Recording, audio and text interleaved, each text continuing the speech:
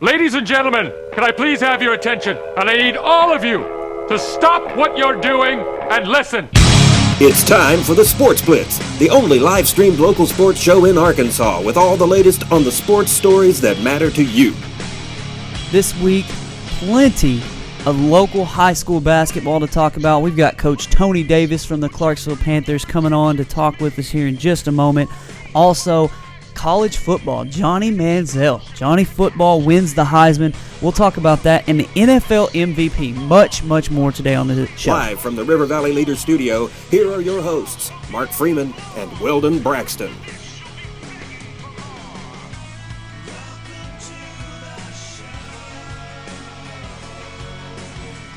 Oh, Lord. Welcome into a wonderful Monday. Hope you got to enjoy some wintry precipitation earlier today. It snowed a little bit in the River Valley. It's Monday on the Sports Blitz. Mark Freeman, Weldon Braxton in studio. Coach Tony Davis coming on with us here in just a moment. We're excited to bring you a good packed out show today, Weldon, but what else is new? Oh, man, what a weekend, what a weekend.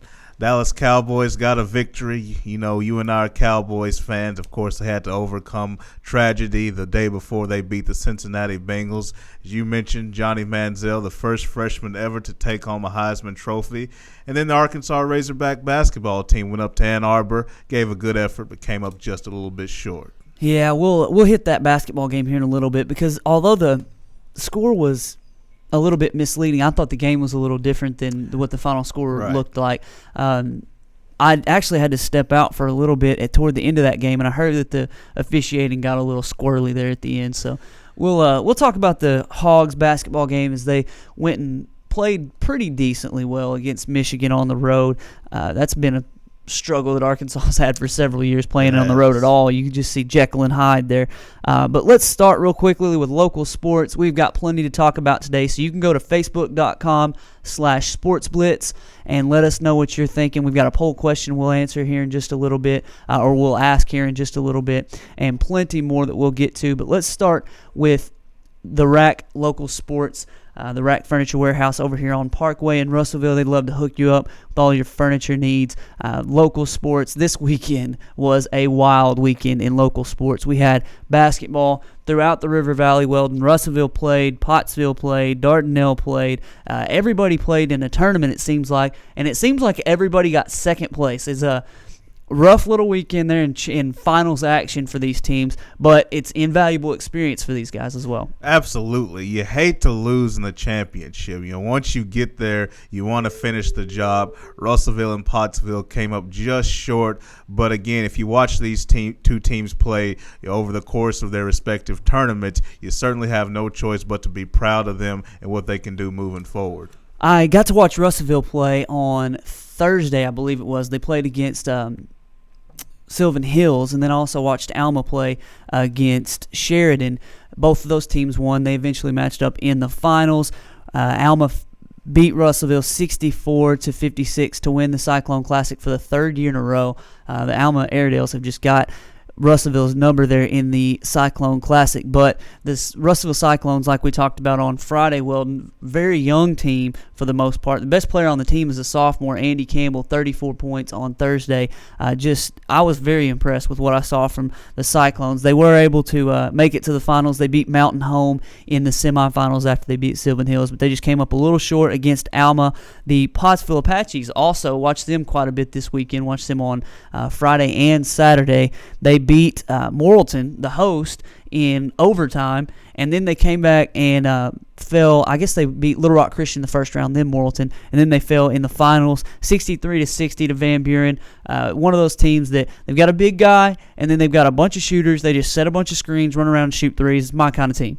Yeah, almost like a Thad Matta type philosophy. Just get that big guy plugged in there and put some shooters around him. Of course, a little bit different athletically than Ohio State, I would imagine. But, Van Buren's a team. Of course, Russellville's familiar with them. They used to be with them in conference play. And, every now and then they will put that type of team on the floor, a team with some shooters, maybe some size here and there. But Pottsville, of course, them being a 4A school, playing a school is a couple of classifications higher, and then putting up an impressive showing, had every opportunity to win that game. So the Apaches will be fine. Yeah, I was impressed with what I saw from those guys playing in that tournament, especially overcoming the home court disadvantage. Morrilton was a very good team, but Pottsville was able to overcome that in overtime, win that game to reach the finals. They just expended a little too much energy getting there, didn't have quite enough to hold off Van Buren in the finals, but it was a fun night of basketball. Dardanelle fell 66-61 to Waldron, and their girls won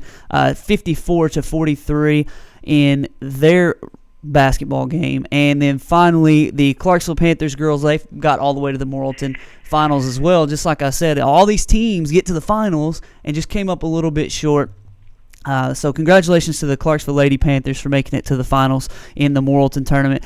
Somebody else who's no stranger to making finals of tournaments. On the line with us right now, Clarksville head boys basketball coach Tony Davis. Coach Davis, how you doing, man? Hey, I'm doing good, man. Just enjoying this nice brisk Monday morning. Yeah, it's nice and cold after 70 degrees for the last couple of days. Coach, we're looking forward to tomorrow's event. We're going to talk about that here in just a minute, but it's been a little while since we've had you on and talked about your Panthers. And so since we've talked, you guys have won a state championship. No big deal. It's just old hat there for you guys. How's it been going for you? I think it's going pretty well. We've started out 4-2 this season. It's one of those deals where we play. I feel like as tough a schedule as anyone our school size. We opened up with the Rumble on the Ridge, and we opened up with Jonesboro, who made the 6A finals last year and has pretty much everyone back, and got beat 6-8 by them. And then we played Gaston City, Alabama, which is a 6A school around Birmingham, and beat them, which was a good win because they started a 7-footer and 2 6'8" kids, so it was a quality win there. And then we played Fayetteville in the, fifth place game on that Saturday at the Rumble. They beat us 7. And then the week before, we went to Hurricane Classic at Jonesboro and had a good week. We beat EPC, who's won the last 2 AA state championships. Beat Green County Tech, which is where my old high school coach is at, beat them 32. And then we beat the host, Jonesboro, in a rematch of the opening game and beat them 25 on their home floor. So we feel pretty good about ourselves right now. We're ready to get rolling and get some home games so our folks here in town can come watch us play. Absolutely. Coach Weldon, Braxton here. When you win back-to-back state titles, a person may think, well, what do they have to improve on? So, Coach, how did you challenge your players this offseason, knowing that a lot of them would return for this year's team? What did you do to keep them motivated and improve for this 2012-2013 season? There's 2 things. First of all, these kids are winners. First and foremost, they want to win. If we're out here playing shooting games, it's almost a fight between Freddie and Kendrick, who's going to win the game. So they naturally motivate themselves quite a bit. But the big thing I've done that I've tried to stress is, we have a chance to do something special. There's not many schools that have ever won 3 in a row. And to have that opportunity is special, and to do it moving up in classification makes the possibility of it even more special, So that's the thing I've tried to stress. Trying to be one of those special teams, one of those once in a lifetime teams. Bigger than what we are. Be a part of something bigger than what we really are. So that's kind of what I've done as far as trying to help the motivation and the focus. And, Coach, you mentioned moving up in classifications. Tell us a little bit about the landscape of the 5A as you move up from 4A, and particularly your conference in the West. The 5A West has been, probably as much the Premier League in 5A as any. With Alma doing what they've done the last few years, Harrison's always good. Morrilton, had, Archie Goodwin and Philbin beat last year in the state tournament. It's going to be a dogfight every night. As far as the league this year, Alma's really, really good. Coach Flynn does a tremendous job, and those kids, they just know how to win. Harrison's got a good group. Charlotte Pearson's got the Harris kid that's going to Creighton. Morrilton's reloaded. Going to be as athletic as anyone. So night in and night out, the league's going to be tough. We're excited about the challenge. Last year we mercy ruled everyone in the league. Outside of Weldon, I guess, and we're excited about the opportunity to be a challenge and hopefully make us a better basketball team going forward. Coach, I think this is going to be a tough question. People may not expect it to be just knowing your roster, but who's your best player? Who's our best player? Who's your best player? if I was picking a team, I don't know. It just kind of depends on the day of the week. You know, I mean, they all bring so much to the table. You know, I mean, pound for pound, Freddie may be, but you know, I've never had a better defender than Kendrick. You know, Dedrick's a winner. He's always going to make the right decision at the right time. Devin is such a unique talent, and you know, and Jaron Thompson is so explosive, and his skill set's so incredible. I mean, I don't know if I could pick one. I mean, I'd probably have to take about a month and a half to decide that question.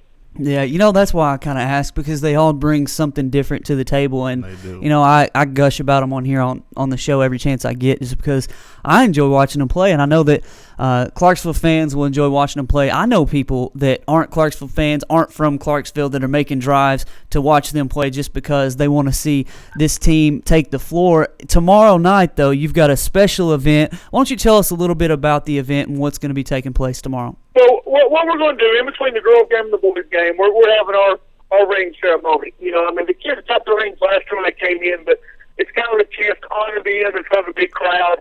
And so between the two games, you know, we're going to have each kid come out there and give them the ring and just kind of honor them one more time. You know, for the job they did in the special thing that they were able to accomplish last year. Well, the thing I think is the most cool, you've got your 5 starters back from, well, I say your 5 starters. The 5 starters that you have this year were all there last year. But it's really cool that you get to honor those 3 seniors who moved on and who did so much for the program throughout their high school career. It seems like Clarksville fans are going to come out in force to say thank you to them one more time. Oh, exactly. You know, it's a. I'm being close. I get close to my kids. You know, kids that play for me, they earn my respect and they earn my love.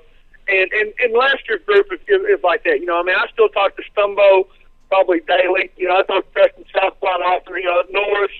You know, I mean, I'll text or call most of them. You know, as much as I can. You know, it's a group that they deserve. You know, as much love and adoration that they can get. I mean, they're good kids. They're the type of kids that said, I want my 2 boys to be like. You know, I mean, I know it sounds kind of cliche, but I mean, I really believe it. I mean, that's what makes this group, those seniors, and this group we've got now. I mean, you know, when we went to Rumble on the Ridge, my youngest rode the bus with us, and you know, he thinks he's one of those. You know, I mean, and I don't mind it because they're all such good kids, and they usually make pretty good decisions outside of, you know, the stupid decisions kids make from time to time, but it's a fun group, and I really enjoy being around them. Well, we enjoy watching them. We're going to be there tomorrow. You'll have to let me know if you're going to plan on doing some sort of. Coach Davis is, for those of you that are watching, he's really good about getting the fan base motivated and moving in one direction. He'll say white out tonight, black out tomorrow, red out Friday, and you'll see the gym will be completely that color. I saw it happen at Ozark. I think it was a red out at Ozark. What you're gonna have to let me know if you guys plan on doing something like that. We'll help you spread the word. I'm gonna go ahead and tell you. I think we're gonna call for a blackout. You know, I figure, you know, last time we took the floor it was a blackout, and I figured the first night back in here coming into a new league in honor of those seniors and their championship team. You know, I'd like to see everyone dressed out in black and coming out supporting us against Maumelle tomorrow night. Well, you heard it here, folks. First, we'll pass that word along to everybody that we can. Thank you for your time, Coach. We'll have you back on in the very near future. Sounds good. Thanks, guys. That's Clarksville coach Tony Davis, always a good guest here on the Sports Blitz. We appreciate him joining us and look forward to watching them play tomorrow in their ring ceremony night against Maumelle. They're going to be honoring those 3 seniors, Trey Norris, Zach Stumbo, and Preston South, and also playing a basketball game. That's very, you know, Weldon, sometimes you get into events like that and you start focusing on the ring ceremony and you don't even pay attention to the game. I did see some tweets last night from some of those guys like, man, this game's going to be great. It's going to be fun. I'm going to get a dunk and stuff like that. You hope that they are able to focus on the game. Knowing Coach Davis, he's going to put a boot in somebody's rear until they're paying real close attention. Yeah, and I think Clarksville will be fine. And it's something that what's great about it is that these younger players who are either in the stands from junior high or the younger players who weren't on this team last year, they can look and say, you know what, I want to get me one of those. These rings that are being passed around, I need to get me one of those. Can be a great motivational tool as well. Yeah, I remember that. When I was in 9th grade, Clarksville played in the state tournament, and our season had ended, and Coach Thompson, the high school coach, came down, and he was just like a legend in Clarksville. When he walked in the gym, everybody in the junior high was just like, oh, hey, that's the man. He's the number one guy. And he came in and started talking to us about basically that. We're going to get one of these, and he'd already had 2 of them, so he's holding his rings on his fingers. He's pointing to them. You guys are going to get one of these. And we were like, yeah.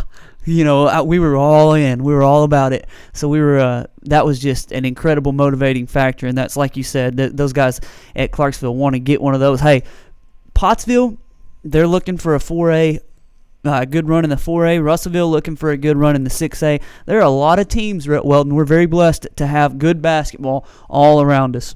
We are. I mean, in good basketball, of course, it starts with good players, but it also has to do with great coaching as well. And when you look at the coaches in the area, and we've talked about this before with Coach Mann and Coach Sturdivant and Coach Thurman and just all of these different guys around, of course, Coach Davis, they've done a tremendous job getting these kids ready to play, teaching fundamentals, and ultimately being great leaders. Man, we've got plenty left on today's show, but you can get involved with this. Go to facebook.com/sportsblitz and answer today's poll question. It's the Honda of Russellville poll question. Who's the NFL MVP? Is it Peyton Manning? Is it Adrian Peterson? This, to me, is the toughest that I've ever seen it as far as an NFL MVP race. And these guys could both be the comeback player of the year as well, seeing as how they both were injured last season. So it's a very interesting competition and a very interesting question. Get with us, answer that question, and come back. We're going to talk about Johnny Manziel, the Heisman Trophy winner, right after this.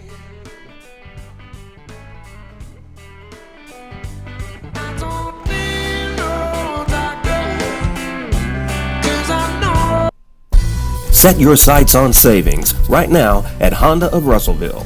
We're offering our best deals of the year on remaining 2012 Honda ATVs, plus special introductory offers on select new 2013 Honda ATVs, all with 0 down and easy monthly payments with approved credit.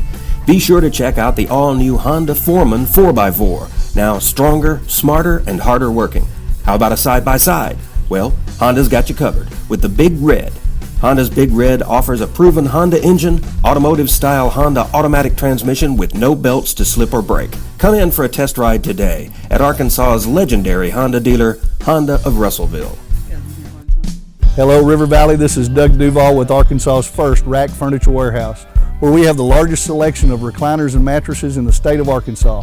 Come visit us at 2609 East Parkway, the Rack Furniture Warehouse. AR Sports present the 2012 River Valley Football Magazine, featuring profiles of local high school football teams, as well as college football previews and player spotlights. Professional photography accompanies top-notch writing throughout to bring you the best locally focused publication in Arkansas. You'll enjoy special tributes to local legends Jerry Aiken and Don Sevier, as well as an exclusive interview with Razorback all-time great Clint Sterner in this year's magazine. Available at fine establishments throughout the River Valley. Pick up your copy of River Valley Football Magazine today. RiverValleyLeader.com is the #1 local source for instant news in the River Valley, offering HD video and live streaming along with top-notch coverage of all the news and events around the area.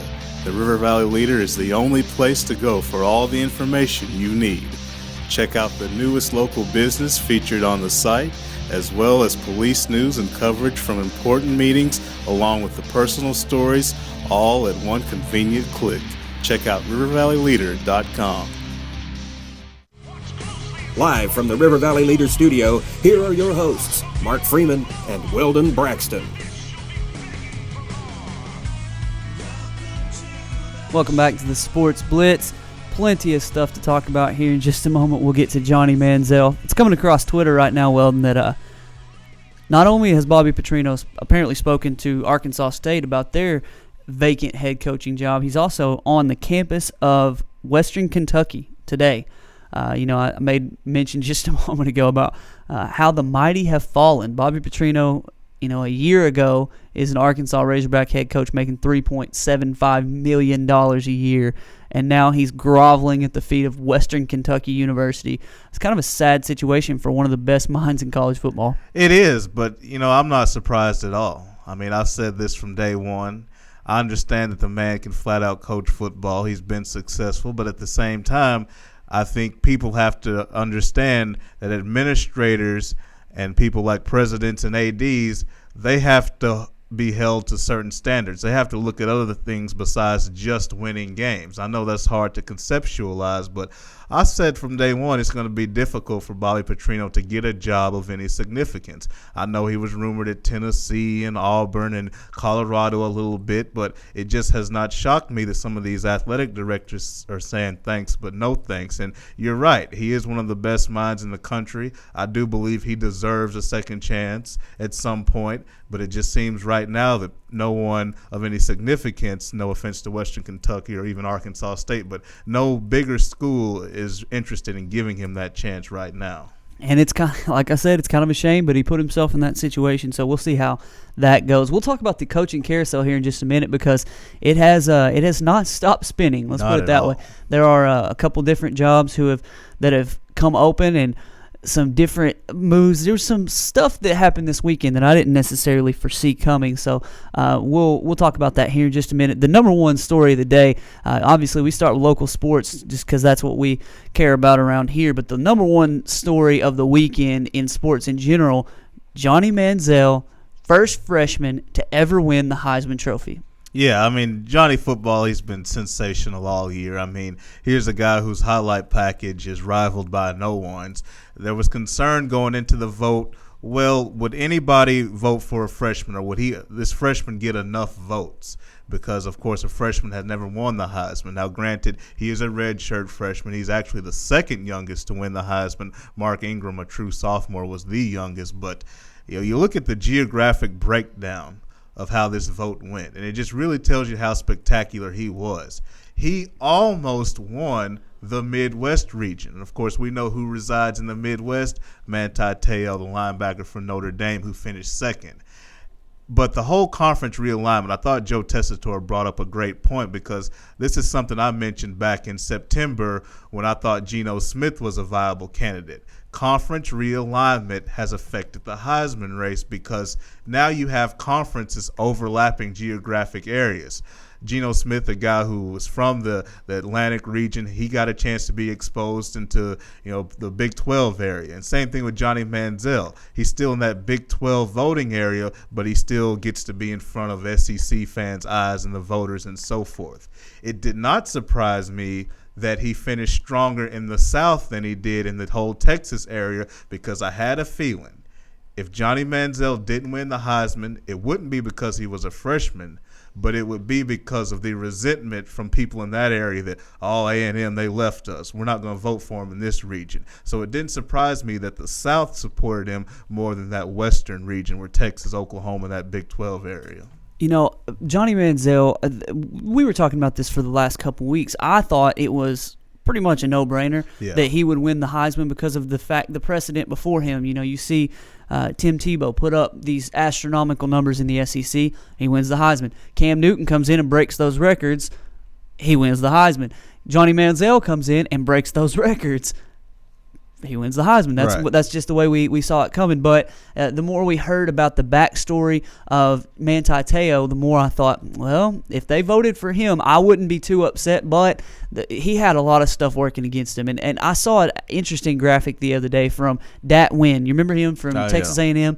And I guess his senior year, he had 147 tackles, 4 interceptions, like 15 tackles for loss, just even better numbers, incredible numbers, better than Manti Te'o, and he wasn't even invited to the Heisman Trophy ceremony. So I think that Manti Te'o playing for the number one team in the country, leading that team, and like Bob Diaco said, being the heart and soul of the unit that's the heart and soul of the number one team in the country, had a lot to do with him being able to make that jump to the Heisman Trophy ceremony, and the fact that he was able to show so much about his backstory and his heritage, and he's such a well-spoken and just quality individual. It seems like that did a lot for him, and as the Heisman for a lot of people is as much about that moment or about your personality, how you handle yourself, and your team's success as it is anything else. Yeah, and let's put the cherry on top for Te'o, and the reason why I think he was there and somebody like Dat Wynn wasn't.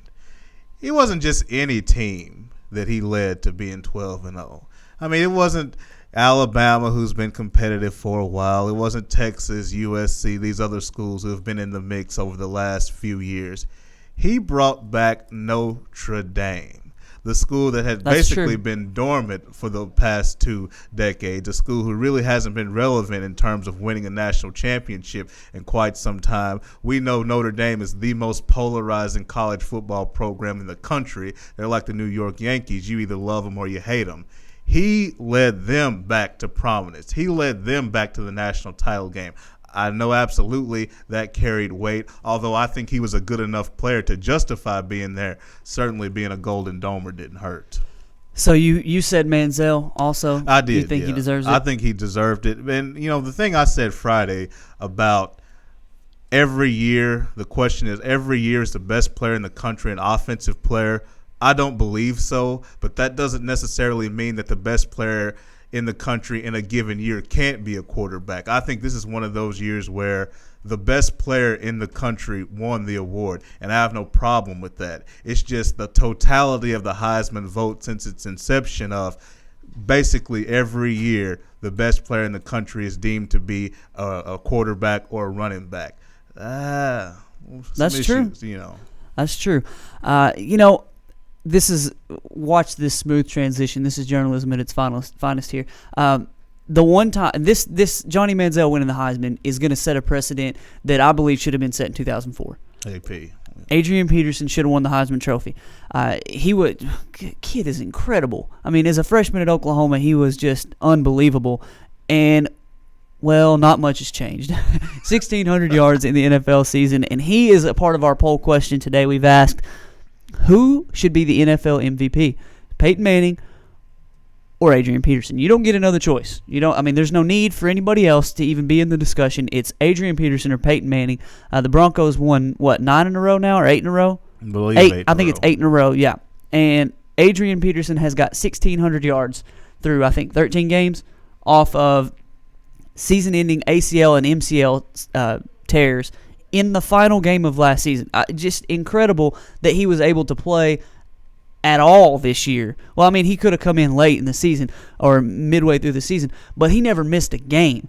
And the fact that he came in and not only was effective, but is leading the league in rushing by some 200 yards and is just keeping his team literally in games, winning games for his team. 30-some-odd carries yesterday and another win against the Bears, mind you. Adrian Peterson, to me, is just incredible. Well, what he's been able to do, Mark, has been nothing short of remarkable. Here's a guy who tore his ACL at the end of last year. You would think, he may miss a few games early in the year. This man comes back. He really doesn't miss a beat. And this Minnesota Vikings football team, Mark, I don't know if you've noticed, but they're not that great. No. Christian Ponder, bless his little heart, he's trying. He's just not. You can say anything about somebody if you say bless their heart first. He's just not that guy yet. Now, I don't know if he'll ever become that elite quarterback. He's certainly not it right now. I think I saw something over the last few weeks. AP's rushed for more yards than Christian Ponder has thrown for. That's an embarrassment as well.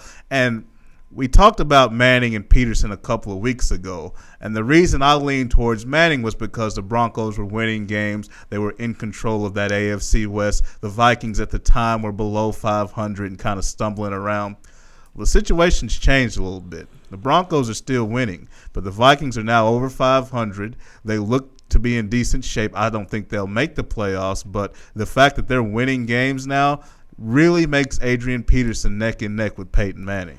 The case that I've made, and I'll just not even lie, Peyton Manning's my favorite player in the NFL. I said the other day that he'll be my favorite player until he retires, and then it'll go to Andrew Luck. I love that guy, and he led another comeback win this week. But Adrian Peterson, his case, 7 games in a row with 100-plus yards. Last week against Green Bay Packers in a loss, 210 yards on 21 carries. He literally averaged a first down every time he touched the ball.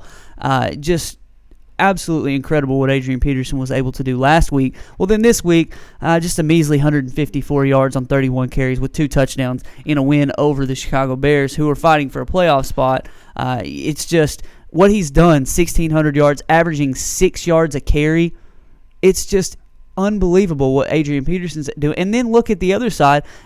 Peyton Manning's got 3,800 passing yards, 30 touchdowns to 10 picks with 104 quarterback rating. Until this week, he was the number one quarterback rating in the NFL off of 3 neck surgeries. Absolutely. It's just incredible. And I'm looking at this Denver Broncos team and where they were a year ago. Certainly Eric Decker and Demaryius Thomas were young players that you saw had some athletic ability, but still, you didn't think they could be premier receivers in the NFL. This Denver Bronco offense has basically done a 180 in terms of going from being a zone read team to now being a proficient offensive machine with Peyton Manning at the helm. I do believe that helps the defense. This defensive personnel is basically the same from last year that finished 20-something in the league, but you have John Fox, a defensive-minded head coach. You have Jack Del Rio, who, while he wasn't a great head coach, he's one of the better defensive minds in the game. It's allowed them to put more time and energy on that side of the ball and let Peyton and offensive coordinator Mike McCoy do what they do on that side of the ball. I think Peyton Manning has made this Broncos franchise so much better, and that's what the MVP is all about. So it's really hard at this point to distinguish between the two. They're both deserving candidates. That's why I said the other day that they should just split it. I don't really care for splitting awards most of the time, but when you've got guys like Adrian Peterson and Peyton Manning who, you win 8 games in a row, if you're Peyton Manning, probably going to end up being 11 if they can beat the Ravens this next week. And then Adrian Peterson, who's run for 100 yards 7 straight games, leads the league with 1,600 yards rushing. There's no way that you can distinguish between the two if you're asking me. So I've asked the question today on Facebook.com/SportsBlitz, who is the MVP? Bill Harshaw says, how can Peyton Manning not be the MVP? Not only for his on-field achievements, but also for being business savvy enough to buy several Papa John's pizzas. Yeah, I heard This is funny right here. I just updated. He said, for buying several Papa John's pizza places around Denver just before Colorado legalized marijuana. Yeah. He said, everything the man touches turns to gold. He said, Manning had neck surgery, and look what he's done for the Broncos. He's turned them around. AP is a beast, but with the Vikings, it's almost like he's a one-man band. That kind of proves the point that we were talking about, though. I just think that Peyton Manning has more of an impact on the success of the Broncos than AP has for the Vikings. My argument would be moot if the Vikings had a better record. We're kind of under the impression that the Vikings might not win a game if they didn't have Adrian Peterson. I mean, it's not like they have an elite-level quarterback. The defense, they're pretty good against the run. The secondary's gotten better, but again, the Minnesota Vikings could have been a candidate for one of the worst teams in the league. I think with the Denver Broncos, based on what happened with Tim Tebow, if you get anybody better than him throwing the football, they're probably not a playoff caliber team, but I don't think they're as bad as the Minnesota Vikings would be without Adrian Peterson. But I hate using that comparison to pick MVP. Oh, take him off and him off, who's worse, because so much goes into that, but I don't think you can diminish the value Adrian Peterson has to that Viking team. Oh, no doubt. And then, looking at the flip side, the Broncos did make the playoffs last year. Even though it was Tim Tebow, it was a completely different offense. That may speak to how great Peyton Manning is because of how much he's changed in a year. So there's just this is a no-win situation for me. They're both a no-lose situation. They're both winners, if you ask me. They're both the MVP of the league. Go ahead, NFL, whoever decides this, Peyton Manning and Adrian Peterson, they're going to split the comeback player of the year, and they're going to split the MVP, and we're all going to go along happy from there. Got plenty more to cover on the Sports Blitz. Stay with us.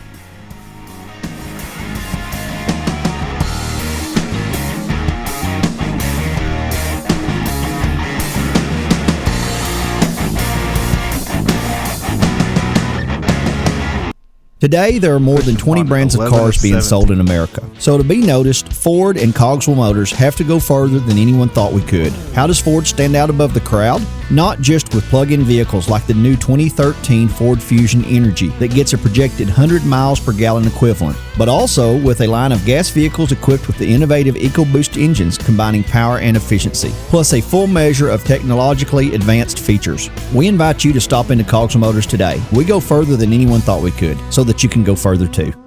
RiverValleyLeader.com is the #1 local source for instant news in the River Valley, offering HD video and live streaming along with top-notch coverage of all the news and events around the area. The River Valley Leader is the only place to go for all the information you need. Check out the newest local business featured on the site, as well as police news and coverage from important meetings, along with the personal stories, all at one convenient click. Check out rivervalleyleader.com. Hello, River Valley. This is Doug Duval again at Arkansas's first rack furniture warehouse, where Leon and I are back in business. We have gallery selection at quality warehouse prices here at the Rack Furniture Warehouse, 2609 East Parkway, Russellville. Set your sights on savings right now at Honda of Russellville. We're offering our best deals of the year on remaining 2012 Honda ATVs, plus special introductory offers on select new 2013 Honda ATVs, all with zero down and easy monthly payments with approved credit. Be sure to check out the all-new Honda Foreman 4x4, now stronger, smarter, and harder working. How about a side-by-side? Well, Honda's got you covered with the Big Red. Honda's Big Red offers a proven Honda engine, automotive-style Honda automatic transmission with no belts to slip or break. Come in for a test ride today at Arkansas's legendary Honda dealer, Honda of Russellville. Live from the River Valley Leader Studio, here are your hosts, Mark Freeman and Weldon Braxton.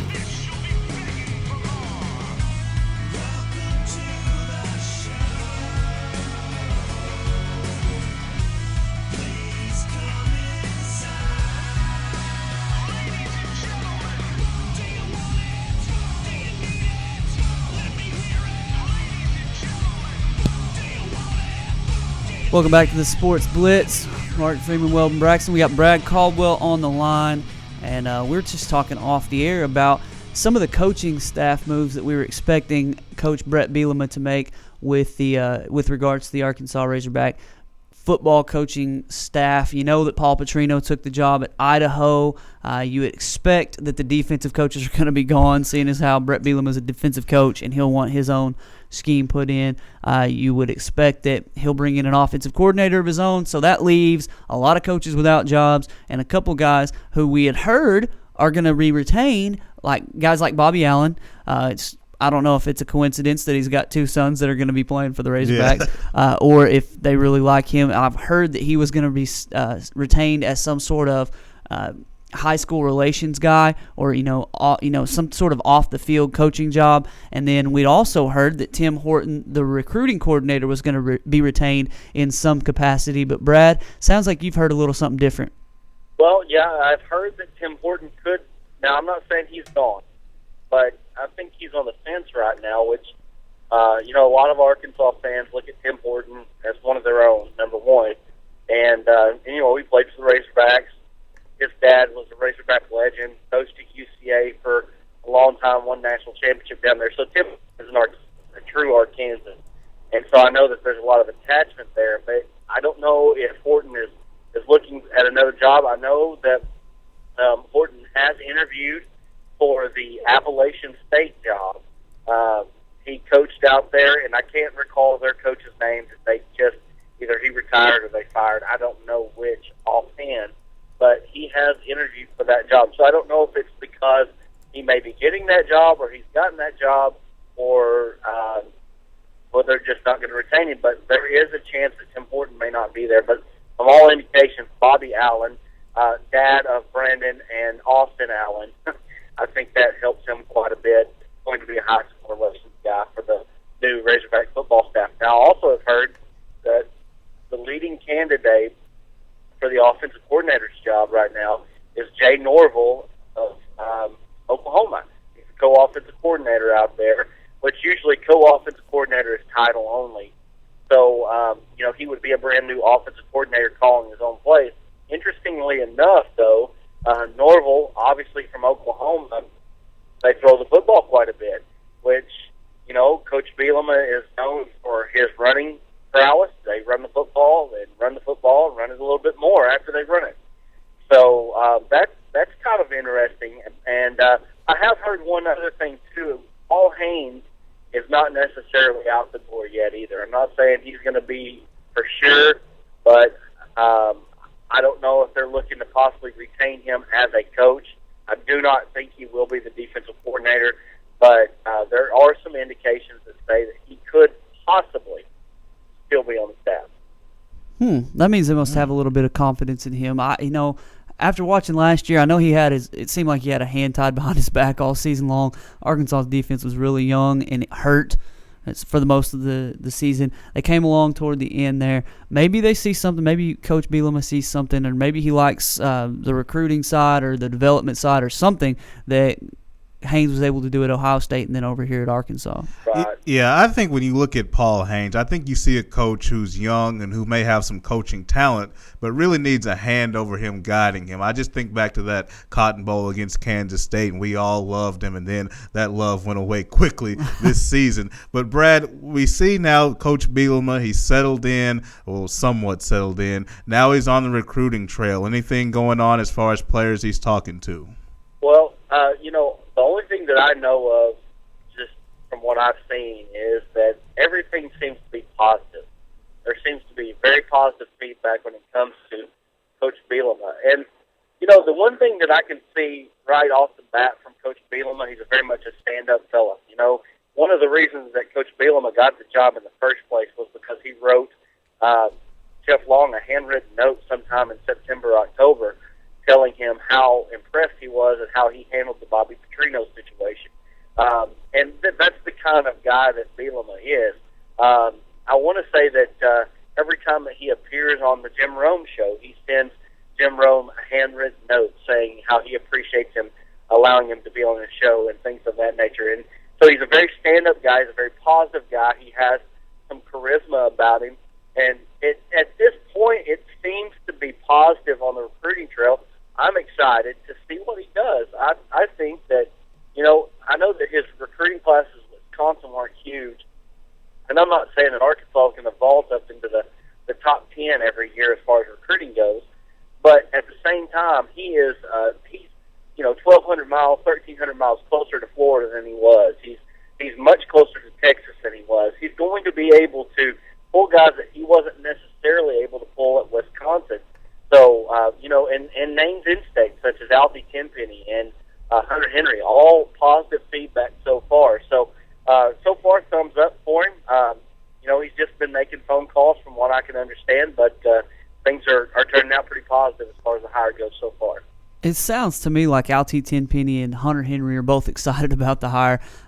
Houston Nutt, he was famous for a lot of things, but one of them was talking about building a fence around the state, and he didn't necessarily always work that way. But it seems like if you could do something like that right now with Gus Malzahn at Arkansas or at Auburn and possibly even Bobby Petrino at Arkansas State, it'd be a very, very good time to get that fence going.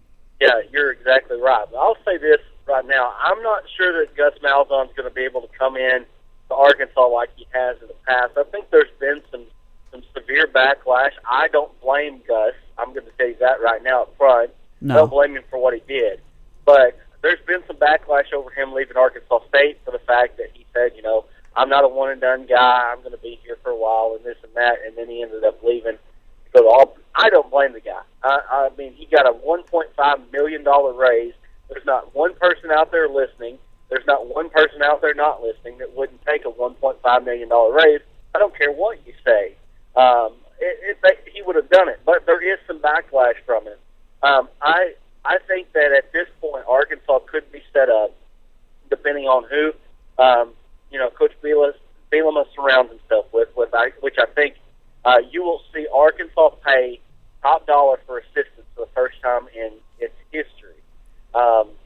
But you will see, as long as this staff comes in and does a great job, or you put together a good staff, I think Arkansas really is going to put that fence up around the state for the first time in a long time. Even under Petrino, Arkansas wasn't getting the top guys. In fact, Arkansas has lost the last four top guys in the state. They've all went out of state to play football. So, it's very important that Arkansas is able to get the Tenpennies and the Hunter Henrys of the world and guys like that. There have been some guys that have left the state that have been, there hasn't been just too many superstars, but there's been some guys that have been solid contributors. You go all the way back to Cedric Houston, who left Arkansas for Tennessee. He ended up in the NFL. He didn't stay there very long, but he played there. Those type of guys, you need those type of guys in Arkansas. And if they are inside the borders of this state, Arkansas needs to get them. And I think Coach Bielema will probably do as good a job as we've had in a long time in there. Brad, now that the SEC coaching carousel, at least the head coaching positions, are filled, looking back on it, who do you think did the best job? Who do you think made the best hire between Arkansas, Tennessee, and Auburn? Well, I myself am a huge Gus Malzahn fan. I think Gus is a good coach. There's no doubt about it. But when you look at Arkansas and what they did, where they went and got the 3-time Big Ten championship coach. I mean, the guy has won 68 games in 7 years. I mean, that's almost an average of 10 wins a year. You know, it's hard to say Arkansas didn't get the best hire of all of them. But I think down the road, you know, Gus Malzahn is going to do a good job at Auburn. I believe that with all my heart. You know, I don't know the Tennessee job. I don't know what it's going to be as far as under Blitz Jones. I think Blitz Jones is a pretty good coach. But he came into Tennessee this year with the Cincinnati team that was supposed to be one of the top in the Big East. And Tennessee, who won one SEC game, and they got beat by like 30 points or something like that. So let's see what he's able to do on this level. I do think he's a good football coach and will be able to do more with better talent, obviously. And, you know, Mark Stoops was a good hire at Kentucky. Really, when you look at it, all 4 schools got good hires, I think, for what position they were. But in the end, when you can go and get the 3-time Big Ten championship coach as your coach, it's hard to say that at this point Arkansas didn't win the race. You know, it's going to be an interesting debate for the next several years. Yeah. You know, looking back on I guess it's winter, isn't it? Is it still right now? Is it still fall or is it winter?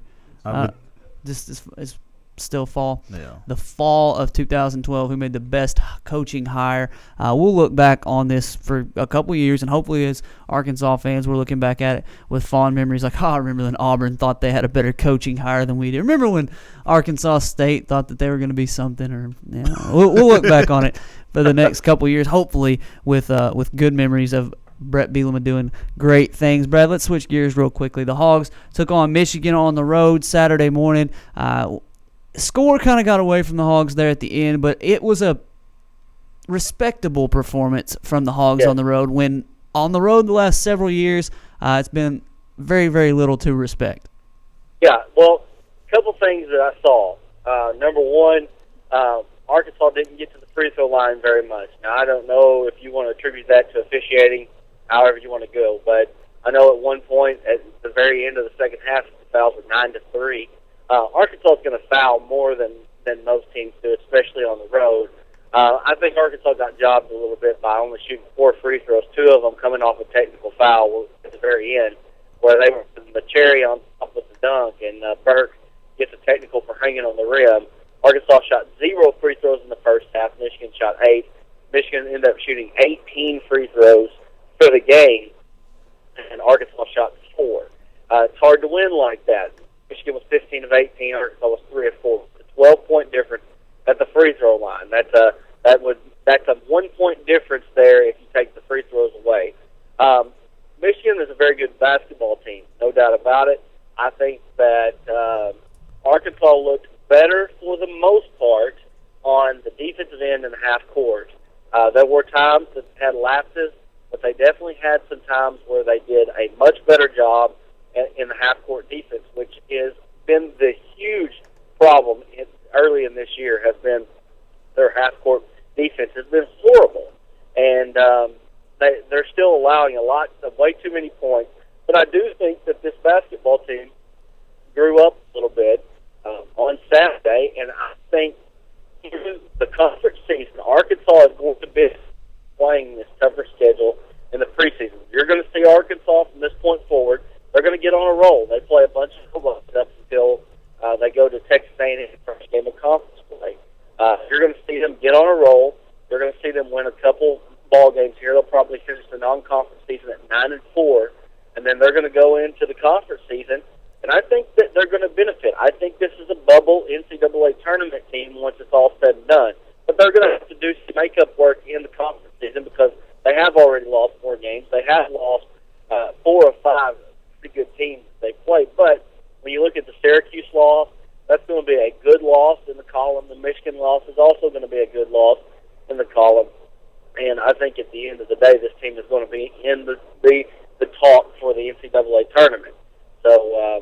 think it was a pretty good performance Saturday. I really didn't expect them to win going to Michigan. When they put themselves in a position to win and down the stretch they had a possibility of winning, they just at the end of the day couldn't get the job done. But I think it was a pretty good performance overall for Razorback basketball.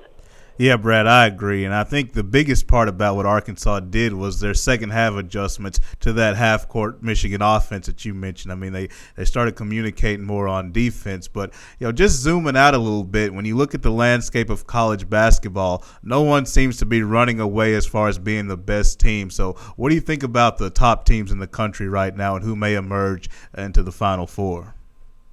Oh, man. Well, I think the Michigan team that we saw Saturday has a great possibility of making it. Duke has probably got the best resume of anybody right now. Syracuse is another team that came to Bud Walton and is going to be one of those teams that's going to be right there. Indiana right now to me is by far and away the best team in the country. And I think that it would be a shock if they're not in the Final Four. I think you can look at those teams. There's probably two or three other teams that I haven't quite seen play because I still haven't paid just quite enough attention to basketball, especially outside of Arkansas, to really know for sure. But I think those are some teams right now that you can look at and say those teams are going to be in the chase for sure. All right, 2 questions before we get you out of here. You can answer them as quickly as you can. Heisman Trophy, did you have Teo or did you have Johnny Football? Dude, don't get me wrong, Manti Te'o is going to be a very good NFL linebacker. I believe that. But I think the only reason that he was even in the conversation was because he is at Notre Dame. The man is 59th in the nation in tackles right now. Now, he made some big plays, no doubt about it, for the best team. And anytime you play on the best team, they got to get somebody in there that's at least a contender. Johnny Football deserved the Heisman. I mean, and I don't like the nickname Johnny Football, but when you can put up 4,600 yards as a freshman, and I think 24 passing and 19 rushing touchdowns, something like that, he's Johnny Football. My thing for him now is how is he going to follow this up? Everybody's going to be nitpicking him from this point forward. He won it as a freshman. He's got at least 2 years left, if not 3, because I don't look at him into a quarterback. I mean, he's foot. He's not very big. He's very slight in nature. He runs around a lot. I just don't see him being that type of quarterback. So, anytime a guy wins the Heisman, the very next year they come back and they just pretty much pick you apart. And I'll be interested to see what happens. Also, he was blessed this year because they have one of the best offensive lines in the country in front of him. In fact, a couple of guys are going to be first-round type guys right in front of him. They're going to have to replace some offensive linemen. Don't get me wrong, they may have some guys to go in there, but I'm not sure that he is going to ever have the success that he had this year. I may be wrong, but I think this act is going to be a tough act to follow. But all that said, he deserved it. And then finally, MVP in the NFL. Do you have Adrian Peterson or do you have Peyton Manning? Don't even dare to mention another name. Man, that's so tough because Adrian Peterson has basically done the miraculous. I think that he and Benny Hinn hooked up in the offseason or something. I don't know, because this is not supposed to be happening. Adrian Peterson looks great. He may even break the record for rushing in the season. I mean, coming off an almost career-ending knee injury, it's unbelievable. At the same time, though, you look at his Vikings, they're not going to make the playoffs, most likely. And I can't remember, I never can remember an NFL MVP not making the playoffs. So that makes it tough for me to say that he's going to win it, especially when you've got Benny Hinn, who visited Denver as well, because Peyton Manning really looks good as well, especially coming off the injury that he had, one that should have been career-ending as well. The Denver Broncos are 9-3, 10-3, something like that, 10-3. They've got 3 games left. They're going to end up winning the AFC West if they haven't already clinched. I haven't paid that much attention. But I can't. It's hard for me not to give it to Peyton Manning right now, just for the fact his team's going to be in the playoffs and Adrian Peterson is not. The Vikings are 32nd in the league in passing. They've got they've got a quarterback who I don't even want to say anything bad about him. I'll just bless his heart. Let's just put it that way. Third in the league in rushing. Adrian Peterson, 1,600 rushing yards. To me, it's like you said, it's hard not to give it to Peyton Manning, but then you look at Adrian Peterson and think this dude tore his ACL, his MCL. People were talking about, will he ever be the same? And no, he's better. Yeah, he's not the same. He's better. Not the same. He's just back going for 200 yards in the 12th game of the season. That's just insane. All right, Brad, thanks for calling in today, man. Hey, thanks a lot, guys. That's Brad Caldwell. We'll have him on pretty often to talk a little bit about sports, talk about local sports, especially Arkansas Razorback stuff. We had a comment while Brad was talking. He was mentioning all these basketball teams. He didn't mention my national champ in Louisville, which that's a good. They're team. they're really good. They're without their big man, and then Robert Ashe always wants him to mention Florida. I know Florida's doing well too. They may be the best, playing the best right now. They've been playing well too, so we'd be remiss if we didn't mention them. All right, we got to go to break real quick. We're gonna have a super short segment when we get back.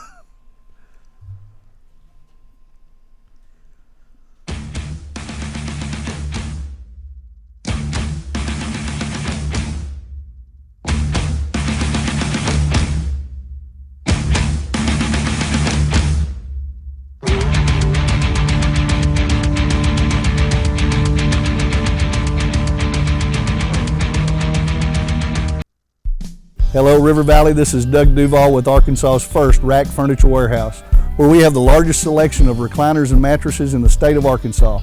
Come visit us at 2609 East Parkway, the Rack Furniture Warehouse. Set your sights on savings right now at Honda of Russellville. We're offering our best deals of the year on remaining 2012 Honda ATVs, plus special introductory offers on select new 2013 Honda ATVs, all with zero down and easy monthly payments with approved credit. Be sure to check out the all-new Honda Foreman 4x4, now stronger, smarter, and harder working. How about a side-by-side? Well, Honda's got you covered with the Big Red. Honda's Big Red offers a proven Honda engine, automotive-style Honda automatic transmission with no belts to slip or break. Come in for a test ride today at Arkansas's legendary Honda dealer, Honda of Russellville.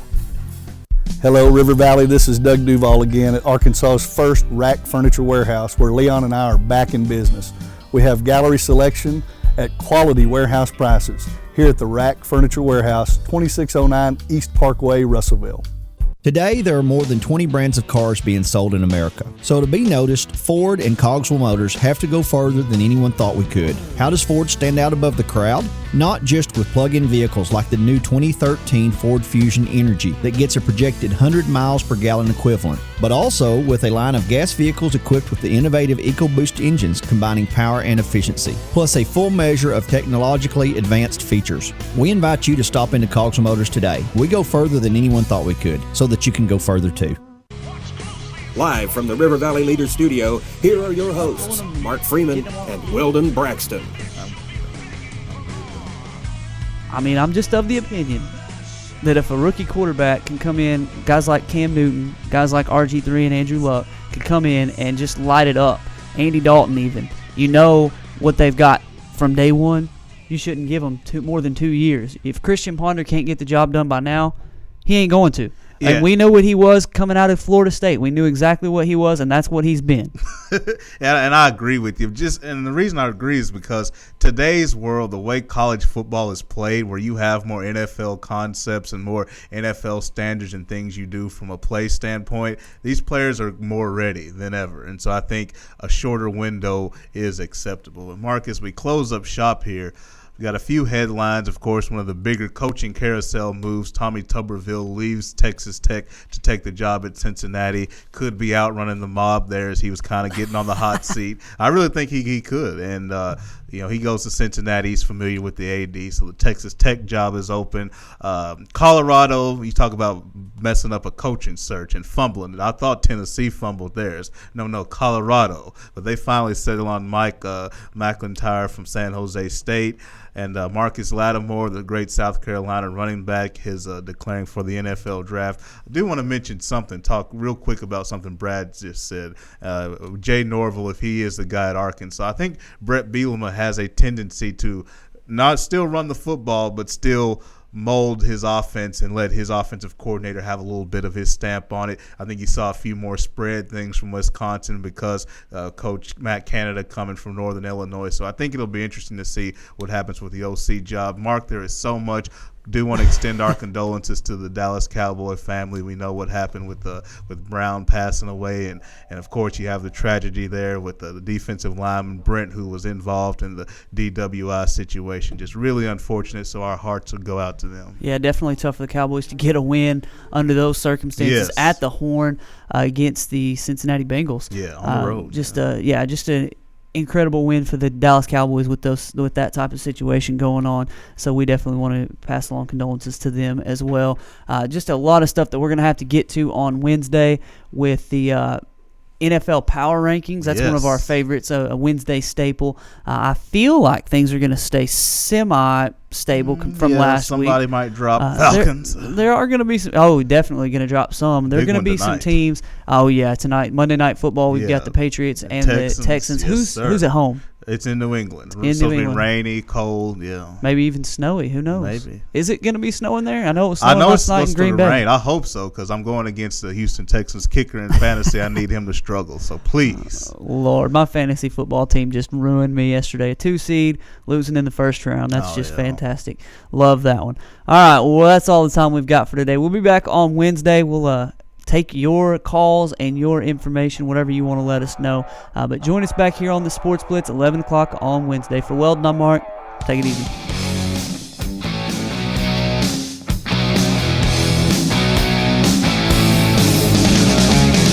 Can't explain all the feelings that you're making me feel.